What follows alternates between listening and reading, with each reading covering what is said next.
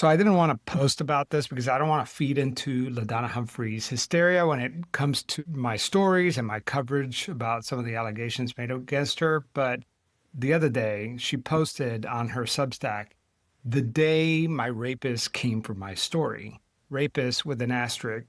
And it was published on August 11th. And it reads, I'll read it to you. When I say he is my rapist, I don't mean it in the way most people first think. I mean that he violated the very core of who I am. He invaded my life without consent, tore through the most intimate corners of my work, and left me struggling to breathe under the weight of lies, manipulation, and public humiliation.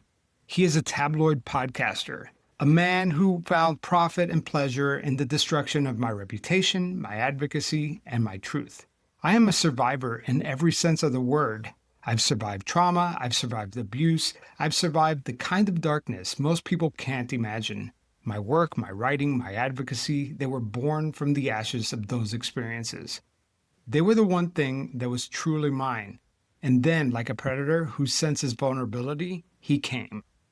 The blog, obviously written by ChatGPT or some sort of AI, continues. He stripped me of my safety in my own spaces. He turned my work into a weapon against me. He tried to make my name synonymous with his lies. What makes it even more grotesque is the hypocrisy. The blog ends, to anyone who has been violated in body, in spirit, and story, know this, you are not alone. They can try to take from you, but they cannot own you. Your story is still yours. No matter how loud they are, they can never speak it the way you can. I would have been fine with this article. The most obvious thing that I'm kind of annoyed at is the fact that the title, The Day My Rapist Came for My Story, someone posted about this on Reddit, and it became pretty obvious that comparing what LaDonna Humphrey is going through is anywhere near what a rape victim goes through. I mean, how, like, when you're writing this, and obviously she did not write this, this seems AI generated, but even the AI chatbot must have been like, lady, this is a dramatic, don't you think? But set aside, why would you press publish on something like that? And I posted online that, I actually do feel bad for LaDonna Humphrey. Like the fact that she feels like she's been humiliated and that, she's ashamed and whatever the outcome of my reporting has caused for her own personal life with her family and her friends. I don't like that. And some people ask me on Spotify in the comments, like, how could you feel bad for LaDonna Humphrey? And well, because there's Javier, the podcaster, and then there's Javier, like the real guy. The real Javier does not like drama. I am not a shit starter in real life. So anytime my work leads to somebody having any negative consequences to their personal life, I don't like that. Like me, the guy, does not like that. But I stand behind my reporting.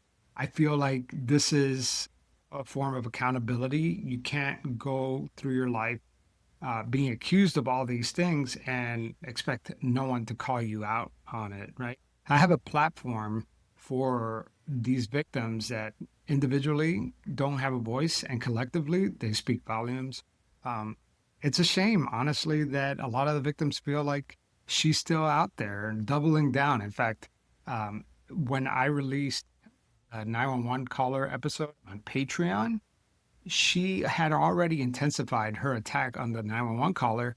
And after that episode came out, it's been a steady drumbeat daily, doubling down. This is what she does, right? So sometimes I question, does this kind of reporting actually fuel the harassment instead of stopping it? Because most people would be like, hey, you know what? There's a lot of heat on me. I should probably lay low, but not LaDonna. When she's being accused of harassing and tormenting a 911 caller for doing the right thing, calling 911, she's posting terrible accusations about her, screenshots of private conversations.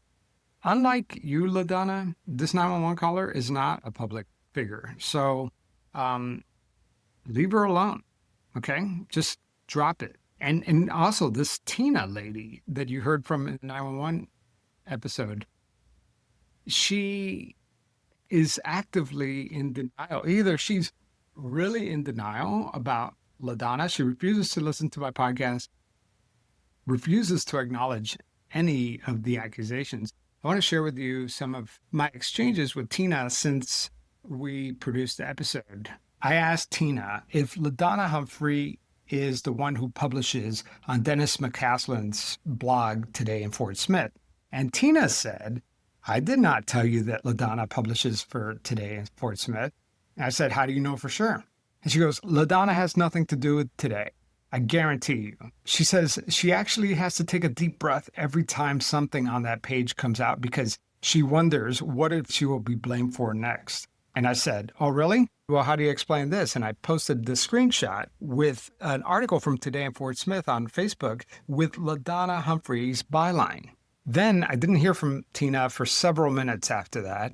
And she says, I'm looking into it. And she shows me a screenshot of her and LaDonna talking about this because I guess I got Tina's wheels turning. And LaDonna says, he took that from my page. I don't write for him. I haven't written for him since 2017, I think, maybe 2018. I think I wrote a few things about the Witt case. He didn't spell my name right either. Very frustrating. If she hasn't written for Today in Fort Smith, I asked Tina, then why is he using her name? I said, seriously, you can't believe that. Everything she posts on Madison County Mysteries and all her other pages, he posts too.